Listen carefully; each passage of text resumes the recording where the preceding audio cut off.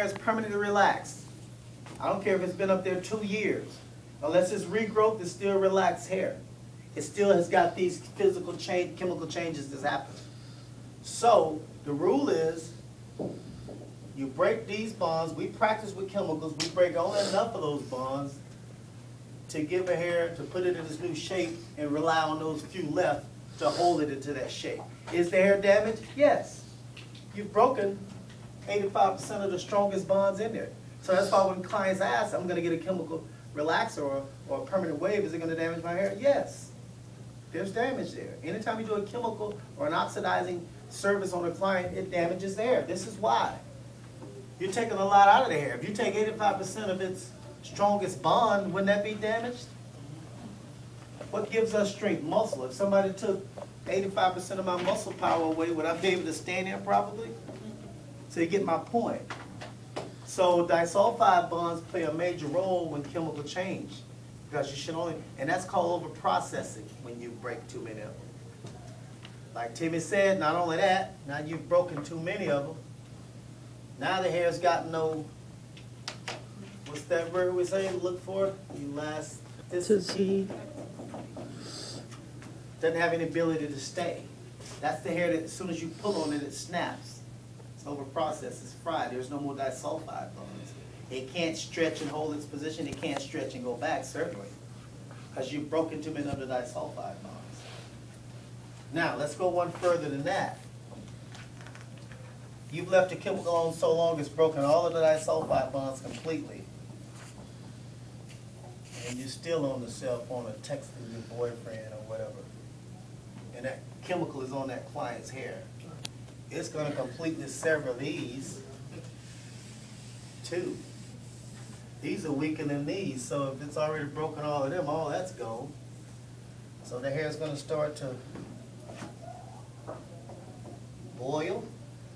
Then it'll start attacking the peptide bonds. And now what's going on with that hair strand? It's starting to dissolve. That's extreme overprocessed, extreme damage hair. That's what happens. You break the bonds down, starting with the salt, hydrogen bonds, then you attack the disulfide bonds, and you break all of them, then it'll start boiling from the inside out, then it'll start attacking the polypeptide bonds, which is the actual structure of the hair. Simple, put it in a nutshell. That's why product knowledge, knowing what hair to do what chemicals on is important. Processing time, manufacturer's directions, all that's important. Because this is the end result, if not. So we all know how these three work. So every time you do a wet set, you're breaking two of the bonds. When the hair dries, they come back together. But it's only a temporary thing. It's not going to hold that shape. That's called a temporary change. Only a physical change. When you go in with chemicals, you break so many of the disulfide bonds, chemical change, that's permanent. That's where the damage starts. So in doing relaxers, when the client got that relaxer on the hair, how do you check? Take the back of your comb or something, or the back of that brush.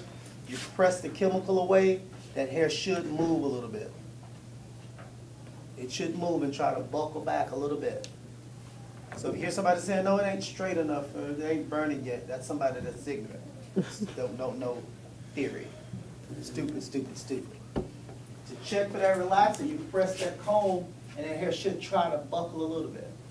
If it buckles a lot, it's under process. You haven't broken enough of the disulfide bonds yet. If it buckles a little bit, you're probably right there. If it just stays, no move, it's fried. Okay? And that's that person who will come in and say, you know, oh man, my hair that was the best relaxer I ever had yesterday. It was super straight. When I woke up this morning and looked, it went from super straight, now the next morning it looks like this. So that dumb, ignorant stylist will say, well, I tell you what, let's put it on again. Maybe I didn't leave it on long enough. So she'll put it back on there. She'll get it straight again. She'll break some more of this in here. And she'll come back the next 48 hours. It'll look like that. And we say, well, that relaxer just don't take. That just doesn't take to my hair, so let's try another one. Come back in 2 weeks. I got this new relaxer I'm going to try on you. So she comes back in 2 weeks, there's none of this left, barely any of this.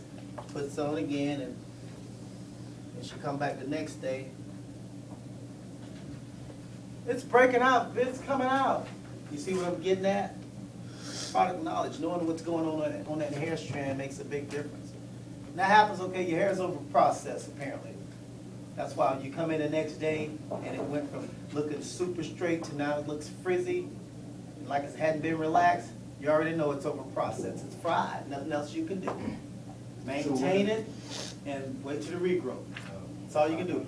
You eventually gonna be cutting it out. You're gonna let them know, okay, your hair is over processed. I don't care how many times I relax it, it's not gonna hold the shape. Too many of the disulfide bonds are gone. Don't have the ability to hold shape. What if he was to be conditioned? Doesn't matter. It doesn't have disulfide bonds. You can't hold the shape. Now, what you can do if it starts breaking really bad, when it attacks the polypeptide bonds and it starts to come apart, severe breakage, you can go in there with permanent 99, 100% protein, which is the only time you need to use that. And what that does, anybody ever use this stuff, it's really sticky, it gets hard when it dries, just like glass almost. Because it's animal placenta and something else. What that 99 to 100% protein will do, it'll go in there and just temporarily fill these little gaps. And then you come with some more serum. What that's going to do is give her a temporary hold. You're going to try to keep her hair up there as long as you can to have her to wear a style that looks decent until it completely comes out, or you cut it out as it goes. But make no mistakes about it, her hair is done. It's not going to stay on her head. Protein can stop it from coming out right away, but it's nothing you can do. Has nothing to hold. It's like taking all of the organs out of a person and giving them mechanical parts, and it's just not going to be the same. Once the machine stops, it's the body goes, right? So everybody understand how these work. Any questions about them? All right. Sidebars, I suggest you read them. Page 225 shows you a